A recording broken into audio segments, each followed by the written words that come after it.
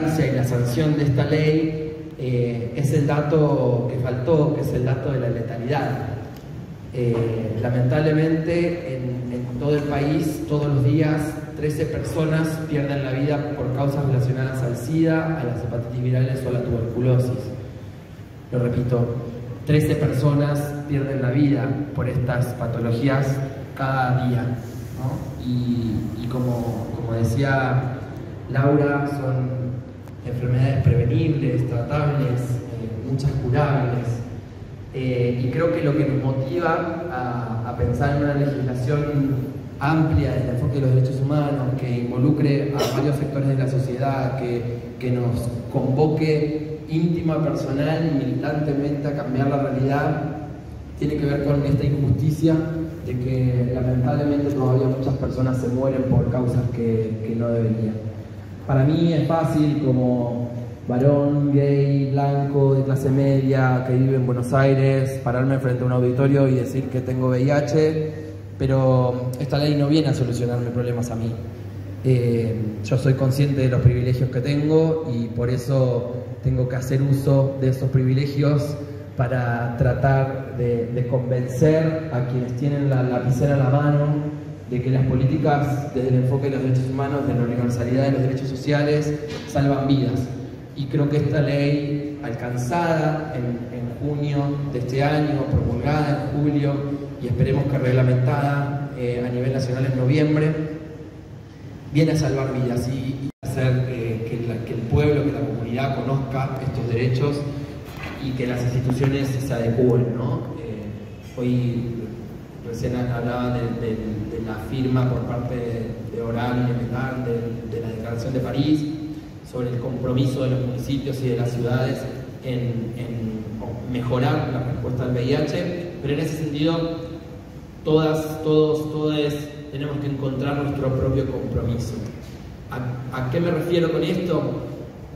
Desde nuestro lugar, primero identificar estas 13 muertes diarias evitables, ¿no? Y que eso nos genere algo.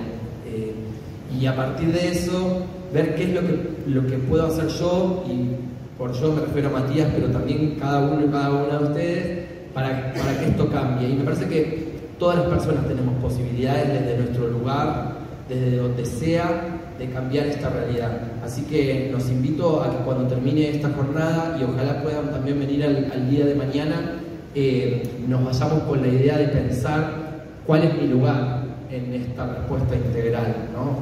¿Qué es lo que yo personalmente voy a hacer para que la tasa de mortalidad por causas relacionadas al SIDA, a las hepatitis y a la tuberculosis se modifique?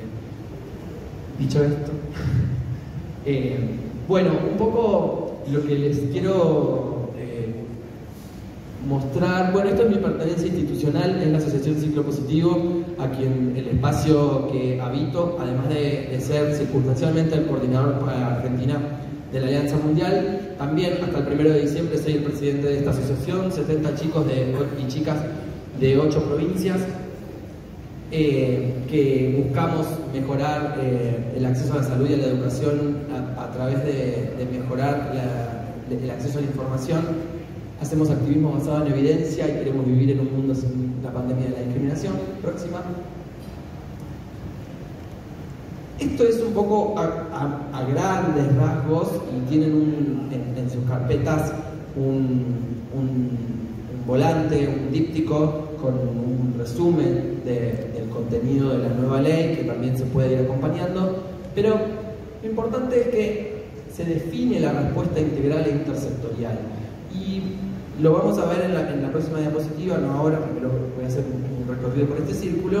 Definir la respuesta integral e intersectorial es esto que venimos diciendo, ¿no? Involucrar no solamente al sector salud como lo conocemos hasta ahora, sino entender desde las políticas públicas que la salud es responsabilidad de todo el Estado, no solamente de un Ministerio de Salud o de una Secretaría de la Salud, ¿no? Porque también es salud acceder a un empleo, también es salud vivir sin discriminación, también es salud recibir educación de calidad, ¿no?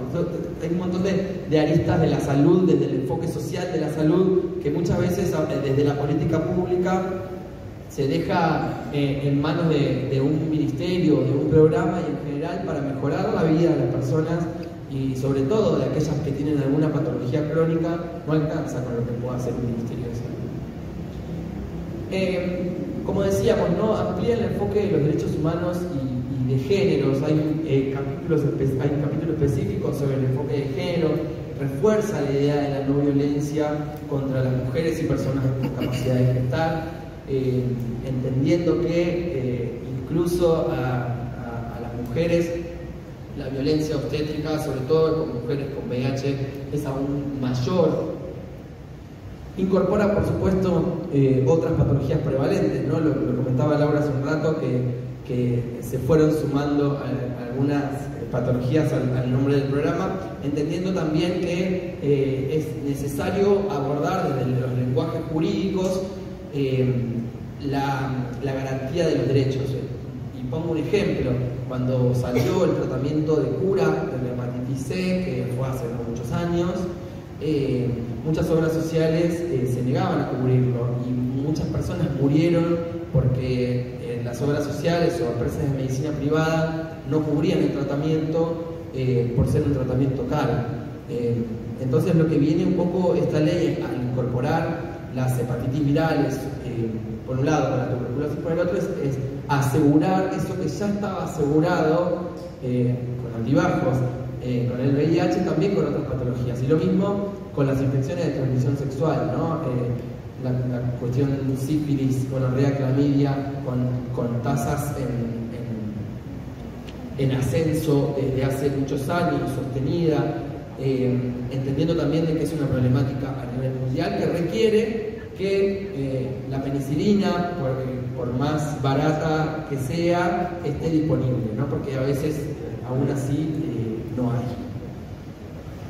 Bien, y los próximos puntos vienen a hablar sobre las dos principales barreras para que las personas con VIH podamos sobrevivir, ¿no?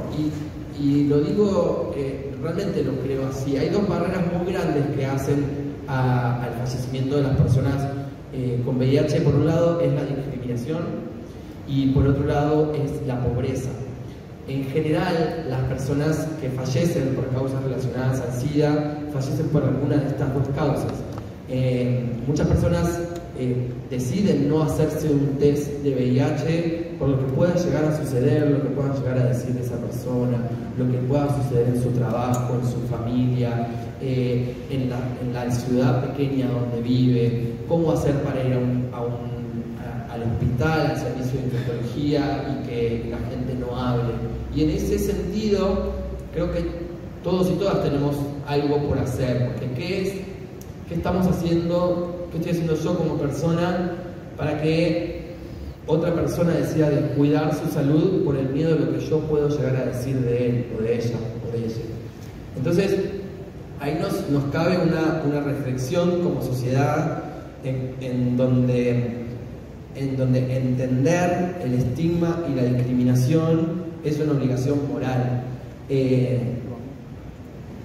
Esta ley entiende al estigma y la discriminación como barreras grandes, como barreras principales, y por eso piensa acciones concretas para terminar con él. En principio, y uno de los conflictos más grandes es la realización del test de VIH en los exámenes preocupacionales, ¿no? Al ingresar a los empleos, lamentablemente, aún después de sancionada la ley, seguimos recibiendo muchas denuncias de empresas de medicina laboral que lo continúan realizando. Por eso también se busca en la reglamentación que el Ministerio de Trabajo sea el encargado de sancionar, ¿no? En eso estamos todavía trabajándolo. También en el sistema educativo se prohíbe la realización de test de VIH, y no solamente a docentes, no docentes, estudiantes, sino a toda la comunidad educativa. Lamentablemente todavía hay lugares, sobre todo en algunos institutos que tienen carreras de salud, o los institutos para las fuerzas de seguridad. Hay varios espacios educativos, instituciones educativas que todavía o te preguntan en la planilla si tenés alguna infección de transmisión sexual por alguna razón, o piden directamente el test. Eso también está intentando que no se realice más a partir de esta ley. Intentando, lo digo, en el entorno educativo. En el entorno laboral, directamente el artículo 8 lo prohíbe. Hay una prohibición de realizar y de ofrecer el test de VIH en los exámenes preocupacionales. Focalizar en poblaciones clave y o en mayor situaciones de vulnerabilidad. Bueno, entendemos que hay poblaciones que pueden estar más afectadas por una u otra razón. Y en esto es importante que conversemos sobre qué son las poblaciones clave y por qué las llamamos así, ¿no?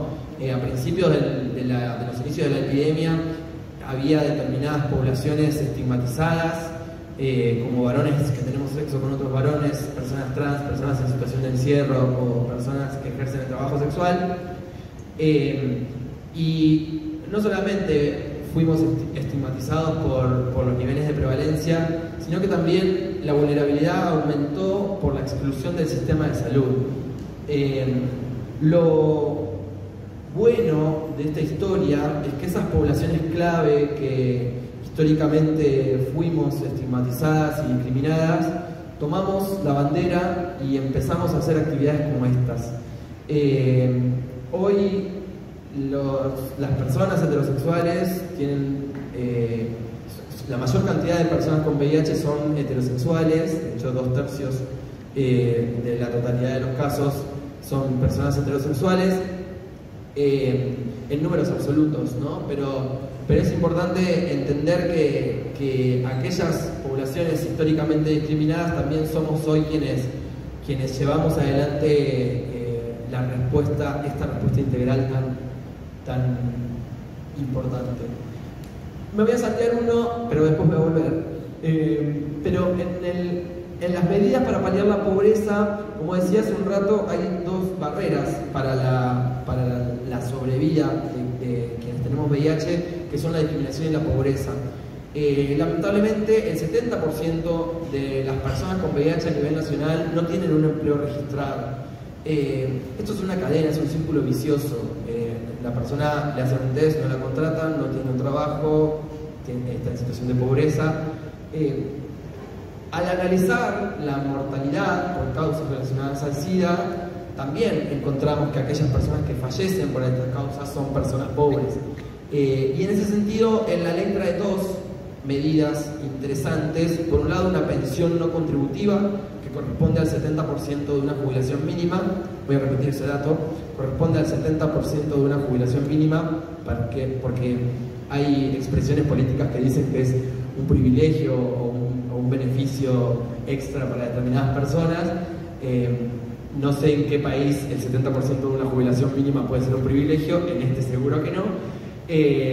Pero lo que viene a hacer es poner un plato de comida en la mesa de una persona que necesita ir todos los meses a un hospital a atender su salud, posiblemente a otra ciudad. Algunas provincias tienen transporte gratuito, pero otras no, y ese transporte hay que pagarlo. Entonces, esta pensión no contributiva que estuvo en algún momento tomada como política pública del Ministerio de Desarrollo Social de la Nación, en donde se otorgaba una pensión por incapacidad y se encuadraba a algunas personas con VIH en esta pensión por incapacidad. Desde las comunidades se entendía como un mensaje discriminatorio y por tanto se buscó incorporar en una segunda versión del texto, que cuando les cuente un poquito del proceso vamos a hablar sobre cómo fue mutando el proyecto de ley.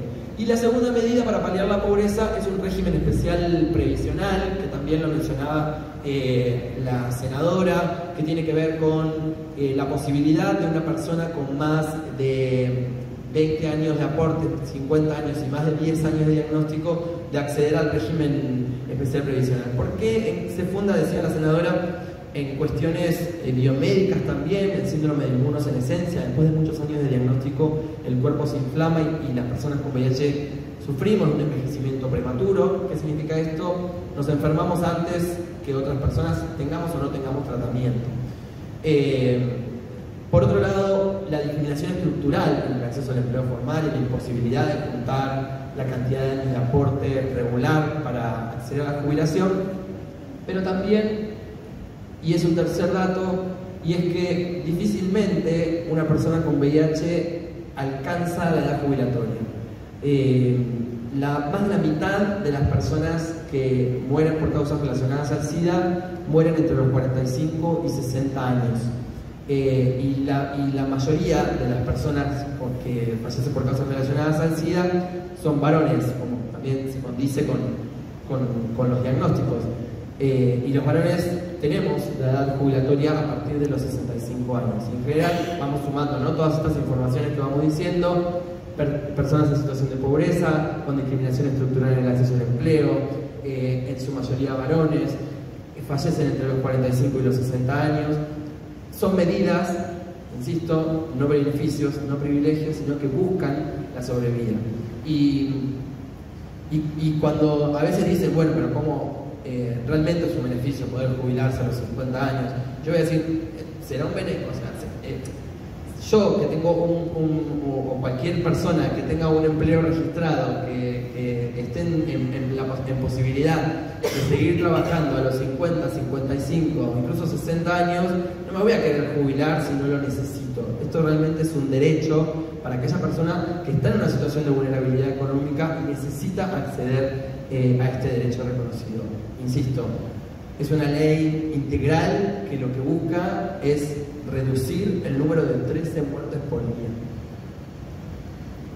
Volviendo al punto que me salté, porque no quería separar estas medidas importantes para terminar con la discriminación y la pobreza, también tiene un posicionamiento en contra de la criminalización. Sabemos que Argentina tiene algunos casos de personas que fueron condenadas por ser acusadas de transmitir el VIH a otra persona. Hay posicionamientos internacionales, consensos científicos, posición de las Naciones Unidas, que mencionan que la criminalización o la penalización de cualquier situación de salud pública es más perjudicial que beneficiosa para la salud pública en sí misma. Y por tanto, penalizar o criminalizar cualquier situación de salud, lo mismo había pasado con el COVID, ¿no?, en 2020, que querían criminalizar o penalizar o condenar a personas por estos casos. Bueno, Argentina tiene casos de criminalización y de condena, todas sin prueba suficiente. ¿Y por qué menciono sin prueba suficiente? Porque no hay prueba suficiente para conocer quién le transmitió el VIH a quién. Lo que podemos conocer son fechas de diagnóstico, pero la fecha de diagnóstico no nos dice quién le transmitió el virus a quién. Tampoco se hicieron en ninguno de los tres casos pruebas fenotípicas en donde se identifica si ese es exactamente el mismo virus que tiene la otra persona. Por tanto, entendemos que son, además, las tres personas condenadas en Argentina son tres personas pobres, incluso una persona en situación de calle. Entendemos que es continuar utilizando el derecho penal para criminalizar la pobreza y la vulnerabilidad. Bien, establece sanciones, y acá me parece importante mencionar que no alcanza con que una ley establezca sanciones si esas sanciones no se van a aplicar. La ley 23798, que es la anterior ley nacional de SIDA, también establecía sanciones. Sin embargo, desde el Estado no se arbitraban las medidas para que esas sanciones se lleven adelante. Entonces, es una invitación a la comunidad a hacernos cargo de que estas sanciones para estos actores y actoras que continúan vulnerando estos derechos, y me refiero específicamente como un ejemplo al artículo 8, la prohibición de realizar el test de VIH en los preocupacionales, que todavía se sigue haciendo aún después de sancionar esta nueva ley. Bueno, ahí realmente hay que notificar primero, y si al notificar siguen vulnerando la ley, habrá que aplicar las multas que establece la ley. Y por último, y no menos importante, La defensa de la soberanía sanitaria. Hay un inciso en el artículo 1 que obliga a respetar los acuerdos de ADPIC. ¿Qué son los acuerdos de ADPIC? La defensa de las leyes nacionales sobre patentes. Entendemos a la industria farmacéutica como eso que es, una industria a la que sus ganancias le importan más que la vida y la salud de las personas. Y tenemos que jugar con esas cartas. Y jugar con esas cartas implica también que se respeten nuestras leyes. Argentina tiene una ley de patentes muy buena que establece que para que una empresa patente un determinado medicamento, ese medicamento tiene que ser innovador y tiene que cumplir otras reglas más. En general, las empresas farmacéuticas buscan patentar cualquier cosita nueva que saquen, incluso si juntan dos drogas buscan patentarlo, y realmente eso no merece una patente. Y las patentes, para quien no está familiarizado con el tema, atentan contra los presupuestos, porque que un medicamento tenga patente hace que esa empresa pueda ponerle el precio a ese medicamento que tenga ganas, y ese precio que tenga ganas hace que los estados tengan que gastar más en esos medicamentos. Si las patentes se rechazan, es decir, si los medicamentos no merecen una patente, se pueden producir genéricos, o los laboratorios nacionales, sean públicos o privados, pueden producir esos medicamentos. Y por tanto, esta ley también viene a asegurar esa defensa de la soberanía sanitaria, esa defensa de los presupuestos nacionales para la compra de insumos que en general pueden ser de empresas multinacionales, puedan tener su producción local. Y por su producción local también hay un inciso en la ley que fomenta, que promueve la producción pública de insumos. Hay muchas provincias que tienen laboratorios públicos, incluso en la provincia de Buenos Aires está comenzando a producir formulaciones pediátricas para el VIH, ¿no? Nos contaba Laura hace un rato que hay muchos niños y niñas, lamentablemente, a los que todavía no podemos reducir la tasa de transmisión vertical, que hoy está en el 5%, es decir, 5 de cada 100 mamás positivas, 5 bebés de 100 mamás positivas dan positivo en Argentina, eso es aproximadamente unos 100 al año, que parece poquito, pero realmente nos duele mucho que estando las condiciones para que no suceda, sigan naciendo bebés con VIH. Esto es a grandes rasgos qué dice la ley. Dice un montón de cosas más y les voy a invitar a que la podamos leer. Próximo.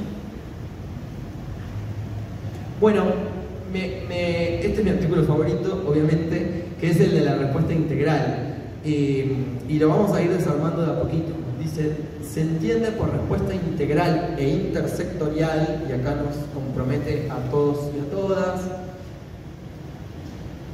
al VIH, las hepatitis virales, la tuberculosis y las infecciones de transmisión sexual, aquella que garantiza la investigación. Garantizar la investigación significa recursos, presupuesto, y por investigación no nos referimos solamente a la biomédica, sino también a la investigación social. La prevención integral y combinada. ¿Qué es la prevención combinada? ¿Alguien sabe qué es prevención combinada? Levante la mano. Allá hay una mano, poquitas. Bueno, la prevención combinada es una estrategia que nos dice que no solamente se previene el VIH y las ITS con un preservativo, que el preservativo es la forma más eficaz de prevenirlas, y esto es cierto, porque no solamente previene el VIH, sino que también previene otras infecciones de transmisión sexual, sino que también previene embarazos no intencionales. Sin embargo, hay otras herramientas, y algunas las mencionaba Laura hace un ratito.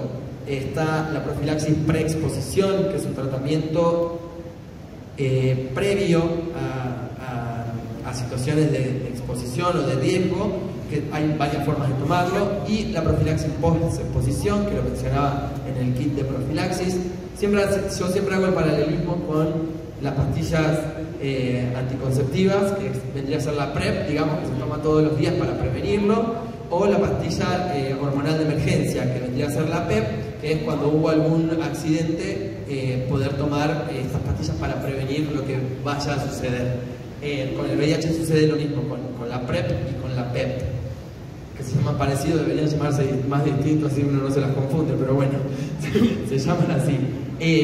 también está indetectable igual intransmisible como una herramienta de prevención, ¿no? La educación sexual integral como una herramienta de prevención, la reducción de riesgos y daños en el consumo de sustancias como una herramienta de prevención. Hay muchas herramientas de prevención, el acceso al diagnóstico que estaban haciendo los chicos y las chicas ahí afuera como una herramienta de prevención, el control de las infecciones de transmisión sexual como una herramienta de prevención.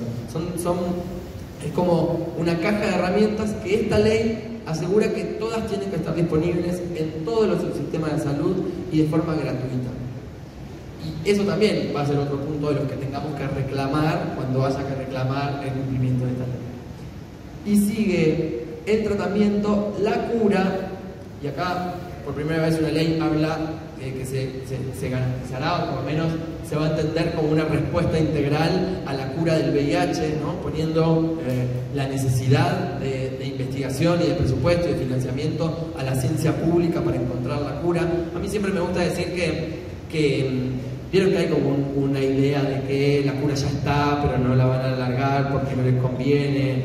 Bueno, a los estados los estados no tienen ese interés económico de el rédito que le da a las empresas farmacéuticas vender medicación crónica. Entonces son los estados los que tienen que poner el financiamiento para encontrar la cura de estas patologías, porque se supone que son los estados los que tienen el bienestar común, el bienestar general.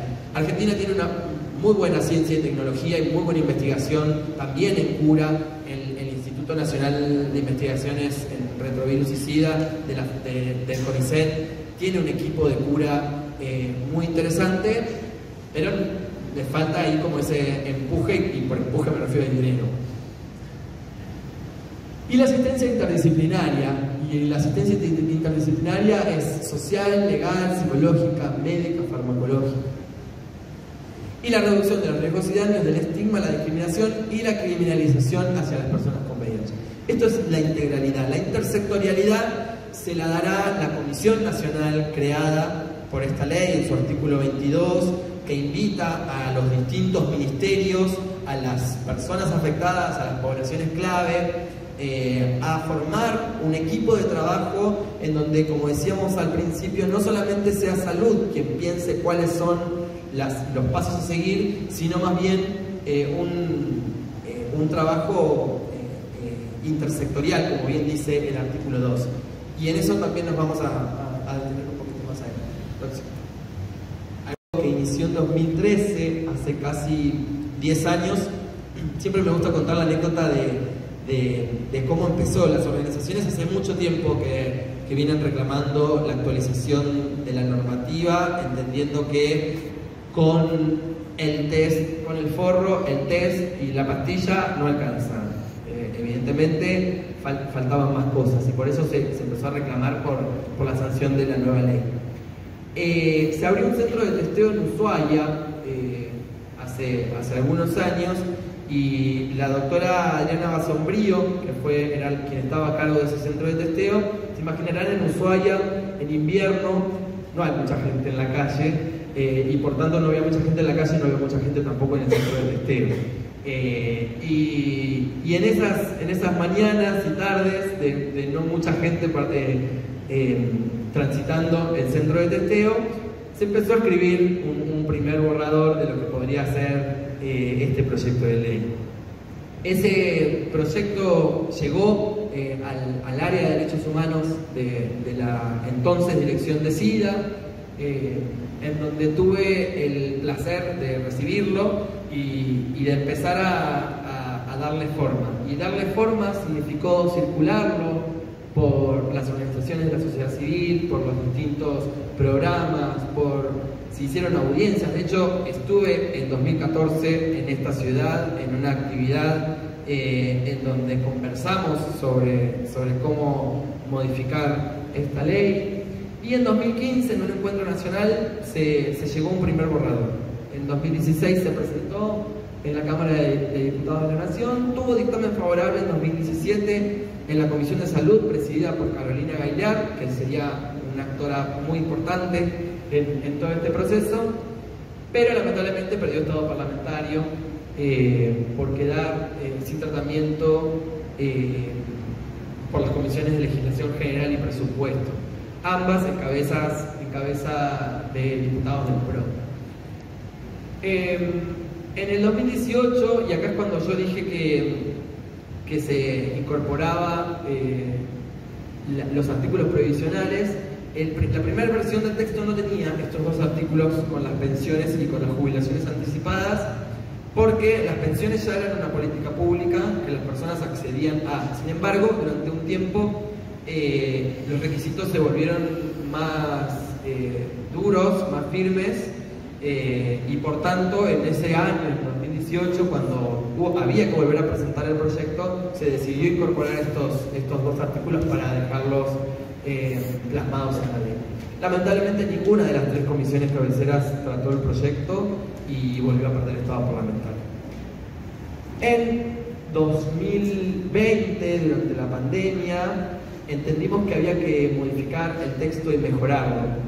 Este proyecto siempre fue un proyecto de ley escrito por las organizaciones, y a medida que fuimos haciendo el camino parlamentario, fuimos aprendiendo un poco más de cómo se escriben las leyes, y eso hicimos en 2020. Mejoramos mucho la cuestión de técnica legislativa. Durante la pandemia, domingos en Zoom, como 20 domingos, muchas horas por Zoom, muchas organizaciones de todo el país, y eso hizo que se acrecentara mucho más la federalidad del proyecto. Realmente fueron muchas organizaciones de todo el país que participaron en esa redacción. Tuvimos una tercera presentación en el 2021, ya habiendo aprendido de otros procesos legislativos, como la Ley de Interrupción Voluntaria del Embarazo, que fue presentada por todo el arco político. Entonces nos pareció que esa tenía que ser nuestra estrategia, y en 2021 el proyecto fue encabezado por Carolina Gaillard, quien hubiera sido presidenta de Comisión de Salud en el 2017, pero seguido por la firma de más de 60 diputados y diputadas de todos los bloques. Y cuando me refiero de todos los bloques, digo de casi todos los bloques, porque había unos diputados nuevos que no acompañaron. Mejor, igual. Se obtuvo dictamen favorable de las comisiones por las que tenía que pasar el proyecto, pero lamentablemente no llegó al recinto porque el dictamen fue a fin de año. En febrero, el presidente de la Nación firmó un decreto y envió al Parlamento un listado de 11 proyectos de ley que quería que se traten en las sesiones extraordinarias. Es el Poder Ejecutivo el que decide qué temas se tratan en las sesiones extraordinarias, pero entendiendo que en febrero de este año había un tema de negociación con el Fondo Monetario Internacional y que ya se sabía que el Congreso no iba a funcionar para otra cosa que no fuera el Fondo Monetario Internacional. Lo entendimos de todas formas como una señal del Poder Ejecutivo de cuáles eran los temas que había intenciones de tratar en el 2022. Por tanto, sabiendo ya que no se iba a tratar en las sesiones extraordinarias, lo que se hizo fue acomodar algunas cositas que habían quedado afuera en las últimas discusiones de las comisiones, y el primer día después de la apertura de las sesiones extraordinarias, es decir, el 2 de marzo, presentamos nuevamente por cuarta vez el proyecto. 2 meses después tuvimos la media sanción el 5 de mayo del 2022 en la Cámara de Diputados. 12 años después del 5 de mayo del 2010, que se había obtenido la media sanción de la Ley de Matrimonio Igualitario, y algunas semanitas después, con el discurso de la senadora, también muy poquitos senadores se animaron a hablar. Se ve que hay alguna especie de miedo de meter la pata con las cosas que uno dice, y vamos viendo cómo eso, creo que el cambio social se va notando en cómo los senadores y las senadoras ahora se cuidan un poco más a la hora de abrir la boca. No siempre, pero un poquito sí.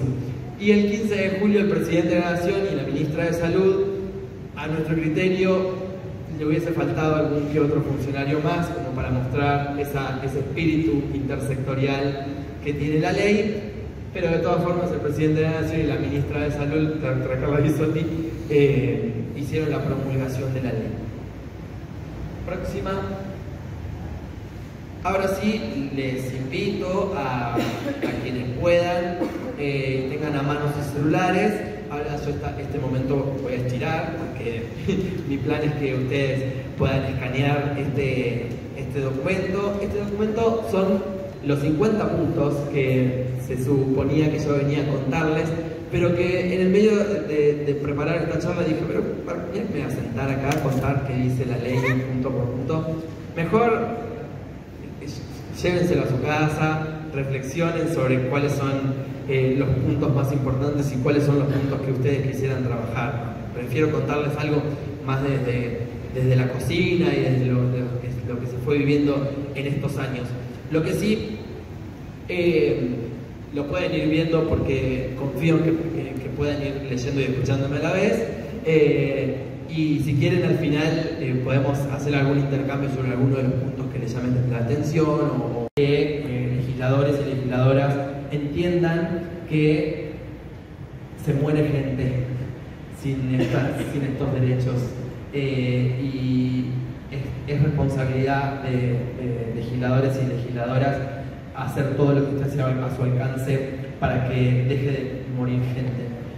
Y ese tiene que ser nuestro motor, entender que hay una injusta tasa de letalidad por patologías prevenibles, tratables y en muchos casos curables. Políticas públicas específicas. Sabemos que una ley nacional no puede regular algunas cuestiones que son potestad de las provincias, incluso con mejores facilidades para los municipios, la cuestión de la alimentación, la cuestión del transporte, ¿no? Decíamos, la posibilidad de que una persona en situación de vulnerabilidad que necesita viajar a otra ciudad pueda tener ese transporte garantizado por una cuestión de salud, ¿no? Para acceder a su tratamiento, para acceder a sus estudios de control y seguimiento. Y esas cuestiones no las puede regular la nación y tendrá que la provincia o el municipio poner su intersectorialidad y su integralidad y sobre todo su presupuesto en que estas personas no pierdan la vida. Y en esta no es un error, no se repitió sin querer, la aplicación, el control y las sanciones también tienen que venir por parte de los organismos locales y provinciales, de eso se trata también.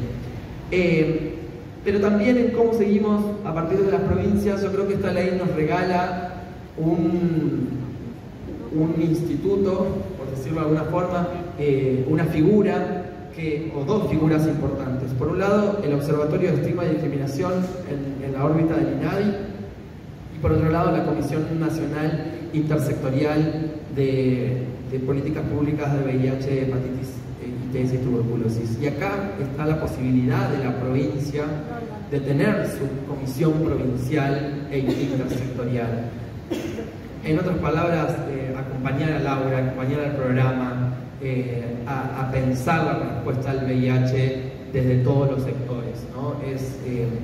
Lamentablemente no hay una cura y una vacuna para el VIH, pero hay un montón de cosas para hacer. Entonces, de eso se trata, ¿no?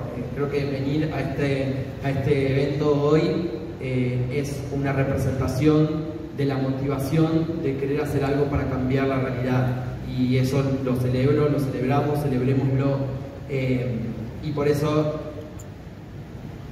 medio que termino como empecé, volver a invitarlos, a invitarles a elegir qué parte de la respuesta integral e intersectorial quieren llevar adelante, qué bandera quieren levantar, si la ESI, si la cuestión laboral, si los niños y las niñas, porque hay un montón de cosas para hacer y depende un poco de nosotros y nosotras. Así que, gracias.